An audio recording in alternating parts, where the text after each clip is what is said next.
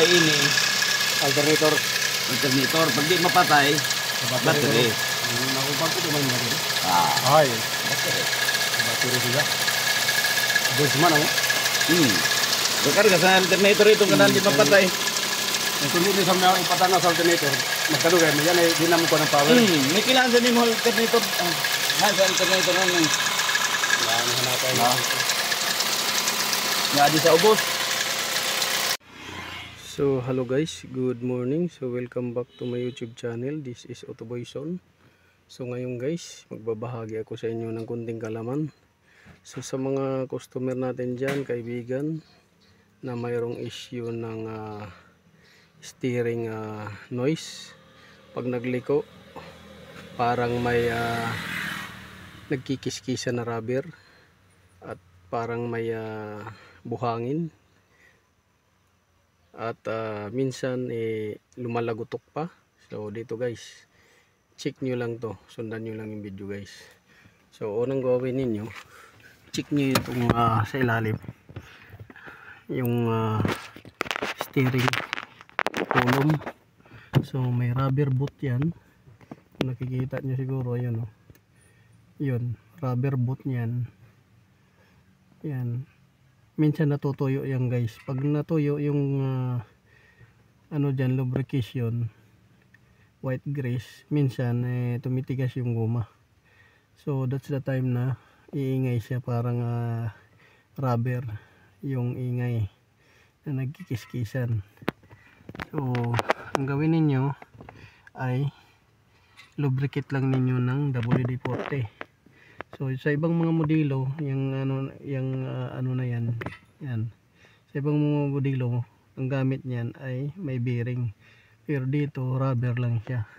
So ang gagawin ninyo, isprehan lang ng penetrant para mawala yung tunog. Tapos pangalawa, dito naman sa universal joint, yan. Universal joint diyan. Yan. Kikita nyo. Tika lang guys, yung steering column na yan hanggang doon sa taas, yan oh. Universal joint, yan ay minsan magkakaroon ng ingay. So lubricate lang ninyo yung cross joint na yan, lubricate ninyo yan. So yan, nakalubricate yan. So yan. So sa issue naman guys ng brake, na minsan ay napupudpud dito makapal. Minsan ang ano niyan, kung pudpud sa labas, makapal sa loob. Ang problema yan, ito slider bolt, ayan oh, nakaunat. Yan, unat na yung slider bolt niya. Ito. Yan, unat na. So yan yung ano, dahilan. So dito pudpud na, halos wala nang laman to. Ayan. Tapos dito sa kabila,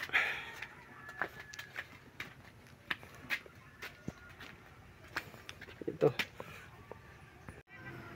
So hello guys, good morning. So welcome back to my YouTube channel. This is Otoboyson.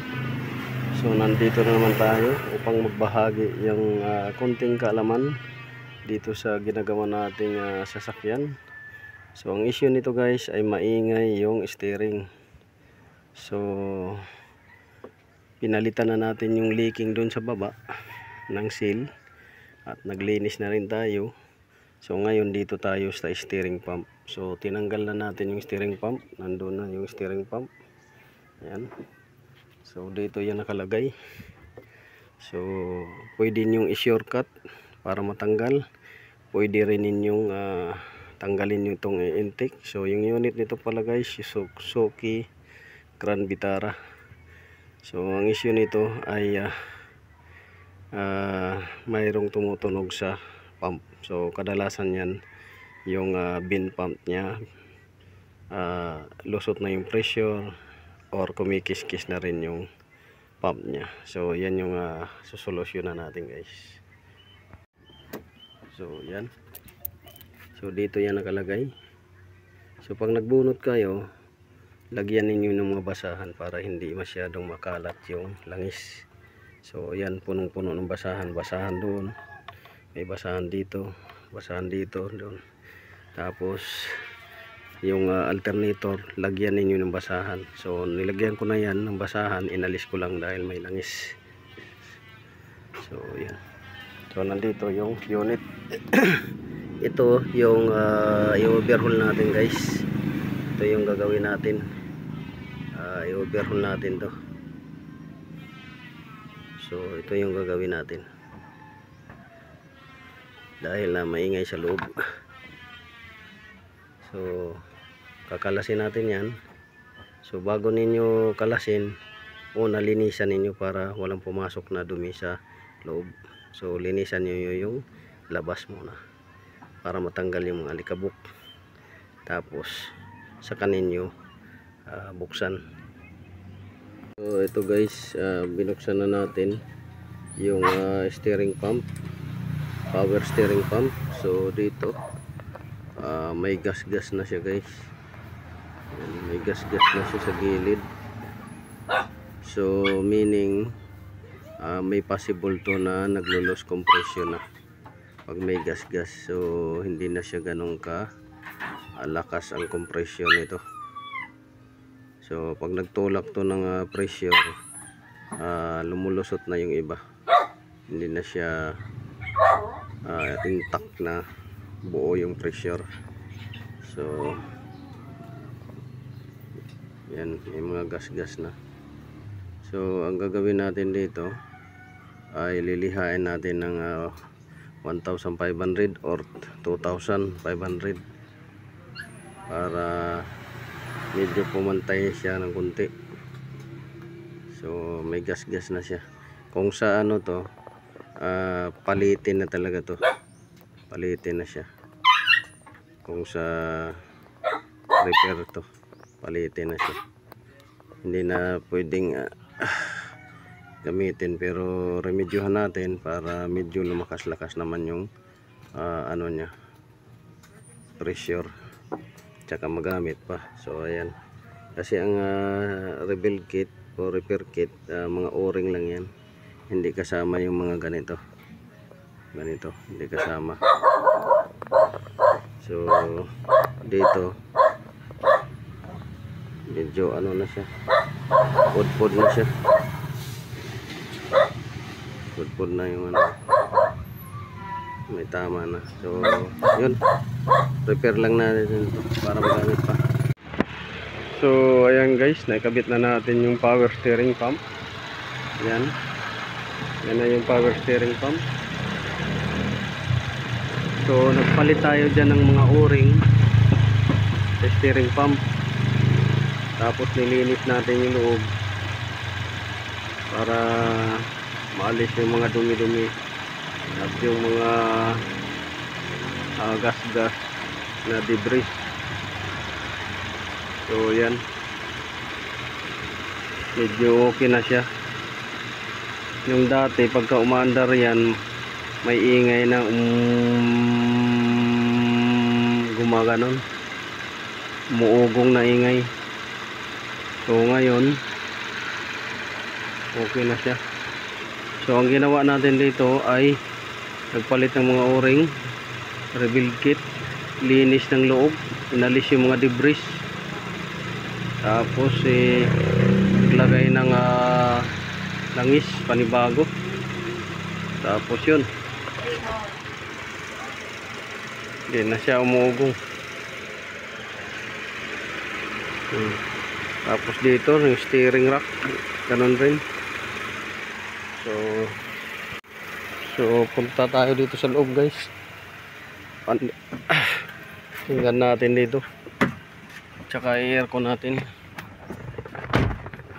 So dito talaga maririnig mo to dito, ang lakas sa loob, yung ugong nya. Hinaan lang natin yung aircon kasi yan, nawala na yung ugong nya.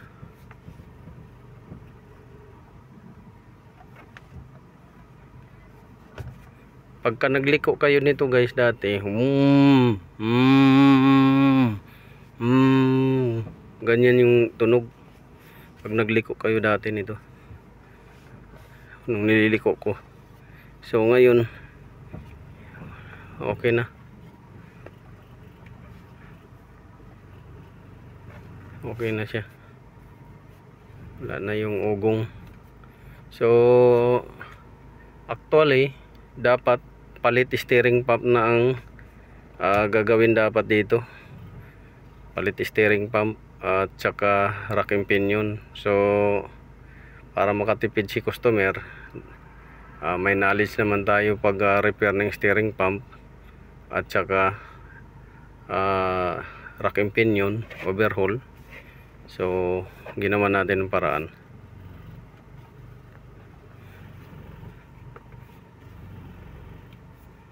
So yan o, lakas na ng bomba. So road test ko muna to guys. So yun,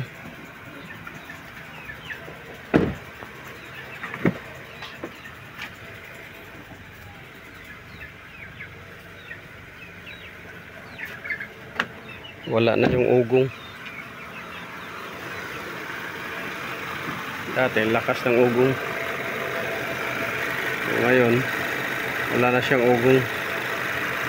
So road test lang natin to para malaman.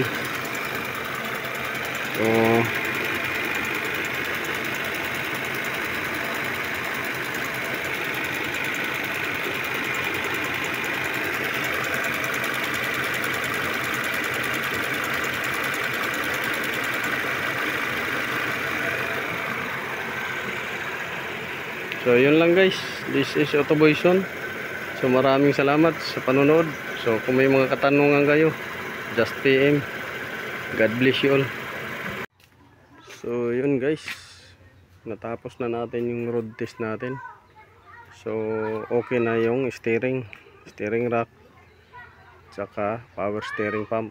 So sa ibang shop talaga yan, pinapalitan niya ng buo.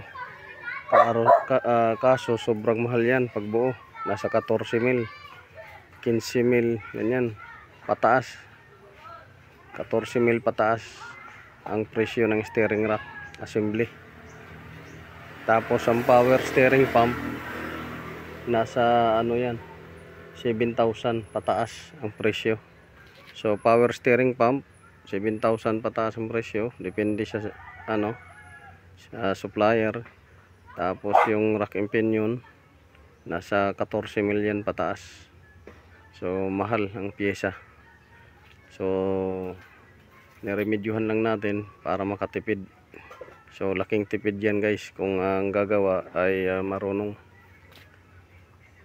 So alam naman natin paano gawin yung mga problema tungkol sa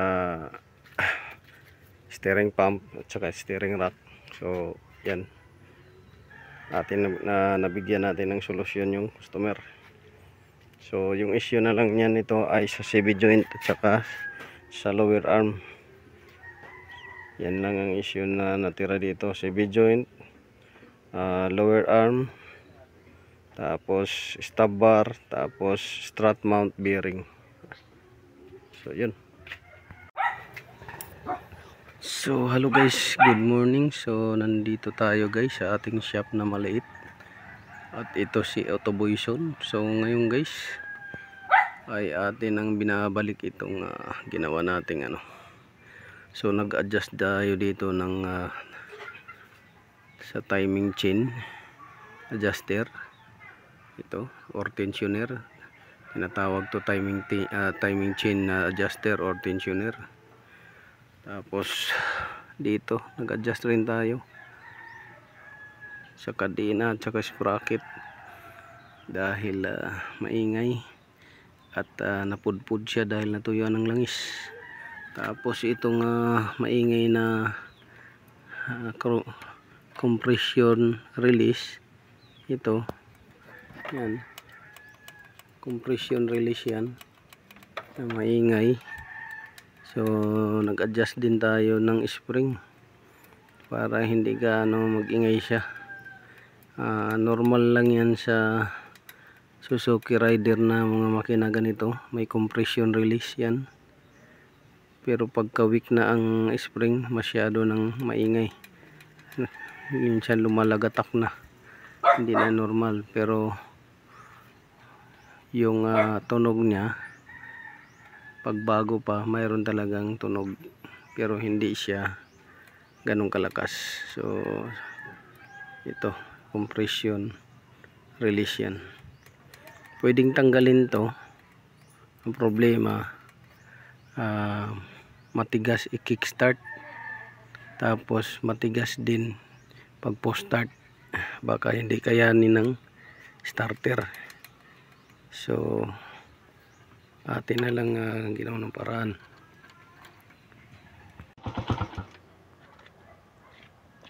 So panda rin natin guys, tingnan natin kung aandar to.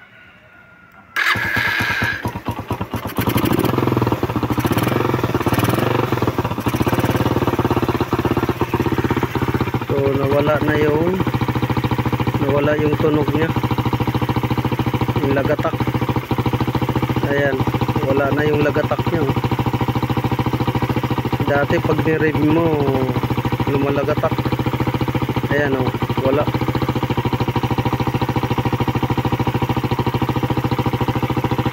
Dati pag ni-rev ninyo, o pag ni-rev ko, lumalagatak guys. May lagatak. Ayan. So, walang lagatak.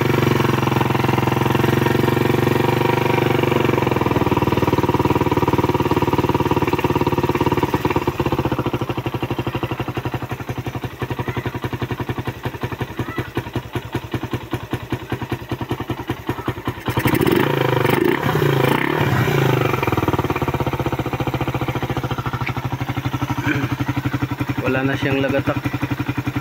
So ginawa natin ng paraan ng lagatak dito sa compression release nya. Ginawa na lang natin ng paraan kasi mahal yung camshaft. Yung camshaft bawat isa intake 7,000, genuine replacement 5,000. So dalawa yan 10,000 pag replacement. So mahal. Kahit na replacement tag 5,000 isa, 10,000, wala pang labor. So yan, babalik na natin yung mga tinanggal natin guys. This is automation. So natapos na natin. So naikabit na natin lahat ng mga clearings, cover at saka parts, accessories. So yan, atin na naikabit lahat simula dito. Yan, nakabit na natin mga clearings. Yan. So atin nang papanda rin yan mamaya. So kailangan double check nyo muna kung lahat ba nakabit talaga. So yan, langis na check na rin natin yung langis, brake fluid. Yan. Dinagdagan natin ng gasolina para mapaandar ng matagal. So share ko lang sa inyo guys ang ginawa ko dito. So maingay yung camshaft, gawa ng pudpud na yung camshaft cup holder nya. So ang ginawa natin ay i-remedyohan na lang natin. So pwede nyong hasain konti para lumapat ng todo, wag naman sobra. Tapos pwede rin ninyong higpitan ng higpitan nyo ng todo, yung tamang higpit para maipit siya. So dalawang option, hasa at saka higpit na lagyan nyo ng sabi nga washer para tumiin pa siya. So napudpud yung camshaft holder or camshaft cup. So ating ginawa ng paraan, pati yung spring ng compressor release maingay. So ginawa rin natin ng paraan dahil malaki talagang gastusin ito. Kung genuine parts ang papalitan nito, dahil natuyuan ng langis, aabot to ng more or less lagpas 15 ang nito dahil natuyuan. Ngayon tapos na tayo sa taas. Ang ginawa natin doon sa taas, pati yung sa chain tsaka valve, nag-adjust. Ang ginawa natin para yung mga bearing na lumuwag ay mapatsapan ng malapot na langis. So ito yung ginawa natin. So naglagay tayo ng 1 litro. Ayan, 1000 mg na engine oil. So naglagay tayo ng 1000 mg na engine oil. Ngayon ang ginawa natin, hinaluan natin ng itong diesel multi-grade na engine oil para lumapot siya ng konti at mawala yung mga clearances or mabawasan, ma-minimize yung clearances ng mga bearing. So marami na akong ginawa ganito guys, na hinahaluan ko para ma-prove ko kung nagbago ba siya. Pag nagbago yan, so okay yun guys, walang problema. Viscosity lang naman ang nagkaiba nito, viscosity lang. So pwede nyong haluan para lumapot ng konti. Ngayon para mawala yung tunog. So paandarin na natin guys, paandarin natin.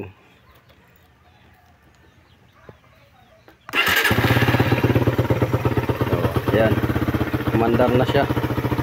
So malagatak talaga yan nung una na naka-idle siya, malagatak. Pero ngayon, diba, wala nang lagatak. So successful yung remedy natin.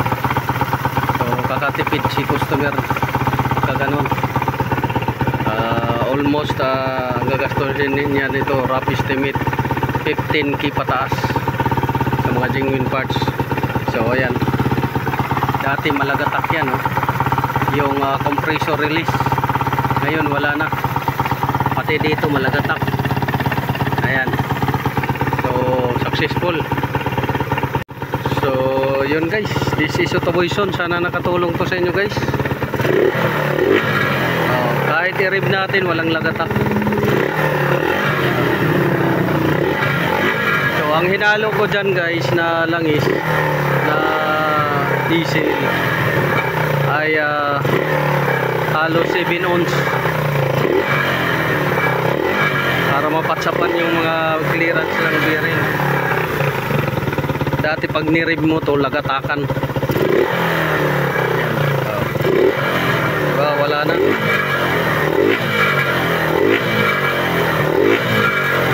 Yun, wala na. So yun, maraming salamat. Sana nakakuha kayo ng kunting alaman. Kung may mga katanungan kayo, message lang, PM. So yan, naluan natin ng ito, nawala yung lagatak. Ayan, no?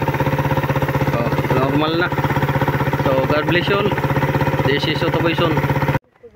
Hello guys, good morning. So welcome back to my YouTube channel. So mayroon tayong gagawin ngayong grass cutter. So nag-overheat to. Sisilipin natin yung valvula at saka yung piston. Kung anong nangyari sa piston ring. Parang loose compression siya pagka umiinit. So ito yung gagawin natin.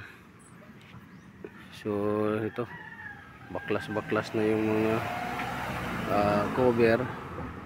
Yan, baklas na natin. And then rin yung mga tools natin. At ngayon tatanggalin natin yung ano nito. So binabara natin to ng langis dahil nag-vacuum siya. Lahat ng gasolina pumunta doon sa crankcase. So hinigop.